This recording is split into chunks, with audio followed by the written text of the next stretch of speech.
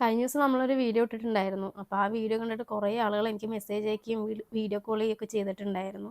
എന്തായാലും അതിനൊക്കെ ഒരുപാട് നന്ദിയുണ്ട്. കാരണം എന്താണെന്ന് വെച്ചാൽ നമ്മളിതുവരെ നേരിട്ട് പോലും കാണാത്ത ആൾക്കാരാണ്. എൻ്റെ വീഡിയോസിലൂടെ എന്നെ ഇഷ്ടപ്പെട്ട ആൾക്കാരാണ് നിങ്ങളൊക്കെ. അപ്പോൾ നിങ്ങൾ വിളിക്കാമെന്ന് പറയുമ്പോൾ അത് വളരെയധികം സന്തോഷമുള്ള കാര്യം തന്നെയാണ്. അപ്പോൾ നമുക്ക് എന്താണ് സംഭവിച്ചതെന്ന് ഇപ്പോഴും മനസ്സിലാവാത്ത ആൾക്കാർക്ക് വേണ്ടിയിട്ടാണ് ഈ പറയണത്. കഴിഞ്ഞ ദിവസം നമ്മൾ കർണാടകയിൽ ഫിഷിങ്ങിന് പോയപ്പം ഒരു ഹമ്പ് ചാടുകയാണ് ചെയ്തത്. ബൈക്ക് ഹമ്പ് ചാടിയ സമയത്ത് ഞാൻ ബൈക്കിൽ നിന്ന് തെറിച്ച് റോഡിലേക്ക് വീണു. അപ്പോൾ വീണത് ഇങ്ങനെ വലതുവശം ചെരിഞ്ഞിട്ടായിരുന്നു. അവിടെ നല്ല മഞ്ഞാണ്. ആ ഹമ്പിനാണെങ്കിൽ ഒരു മാർക്കോ അല്ലെങ്കിൽ ഹമ്പിൻ്റെ ഇതൊന്നും ഉണ്ടായിരുന്നില്ല, ഒരു അടയാളങ്ങളും ഉണ്ടായിരുന്നില്ല.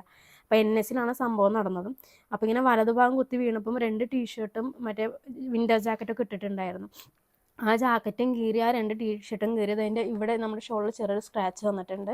പിന്നെയെന്ന് വെച്ചാൽ നമ്മുടെ 2 കാലും ശരിക്കും ചേന ചെത്തിയ അവസ്ഥയിലാണ് ഇരിക്കുന്നത്. അപ്പോൾ 2 കാലിലും അങ്ങനെ ചെത്തിപ്പോൾ ഒരു നല്ല മുറിയുണ്ട്. അപ്പോൾ അതിൻ്റേതായ വേദനയും കാര്യങ്ങളൊക്കെ ഉണ്ട്. നമ്മൾ അവിടെ കാണിച്ചതും ജനറൽ ഫിസിഷ്യനായിരുന്നു, ഇവിടെ വന്നതും ഫിസിഷ്യനായിരുന്നു കാണിച്ചത്. അപ്പോൾ നമ്മുടെ എല്ല് ഡോക്ടറെ കാണിച്ചിട്ടില്ല. എല്ല് ഡോക്ടറെ കാണിച്ചിട്ട് MRI എടുക്കണം എന്നൊരു ഇതുണ്ട്. അപ്പോൾ ഇതെന്തായാലും ഇതിൻ്റെ അപ്ഡേഷൻ ഞാൻ നിങ്ങൾക്ക് പിന്നാലെ തരാം. പിന്നെ ഇതിനോടൊപ്പം തന്നെ ഞാൻ വീണതോടൊപ്പം തന്നെ നമ്മുടെ പ്രിയപ്പെട്ട റോഡിൻ്റെയിലും കൂടി പണി വന്നിട്ടുണ്ട് കേട്ടോ. വേറെ ഒന്നുമല്ല, അതേ നമ്മുടെ സ്കോർപ്പിയോൺ DC ഫുള്ള് സ്ക്രാച്ചായിപ്പോയി.